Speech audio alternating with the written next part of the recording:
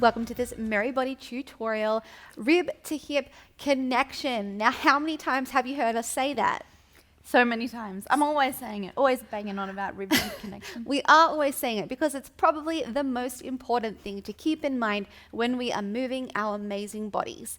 This cue is required. This technique is required for pretty much every posture and every move we do in MerryBody Online Studio, unless it's a back bend. So unless we're telling you to open the heart and do all of that and strengthen the back in our Pilates pose.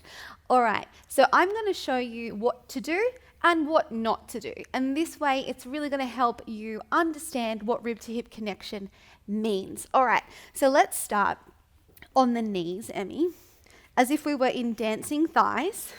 So we all know that one, right? The knees are about a fist distance apart. And in this posture, we would lowering the booty back and then lifting back all the way up. And you would often hear Emma say, rib to hip connection. And you're like, what do you mean? So we're going to tell you exactly what we mean right now. Basically, what we want you to focus on is drawing the belly button in and up. It's a wrapping of the abdominals as well, a wrapping around. But when we think rib to hip connection, we mean the bottom of your rib cage is drawing towards the hips. Now, this motion is really going to help you engage your core. Here's what not to do. So when Emma drops the booty back, she arches the spine and she flares the ribs. And then she comes back up. Now, this is super exaggerated, right? She's now losing all core engagement. She's bringing a back bend to the spine. She's putting so much pressure on her lower back, and this is not what we want to do. We want to work the core. We want to work the booty. So Emma locks ribs towards the hips. The connection is on. She's feeling the connection from the bottom rib to the hip. It's pulling in and she's staying upright. There's no movement of the spine happening here. And another thing to keep in mind is there's no hinge from the hip as well. Looking good. Okay, coming to all fours, our next pose where this can happen quite often. Now, I want to bring a movement of the leg just so I can show you what happens. So take this right leg long and tap and lift.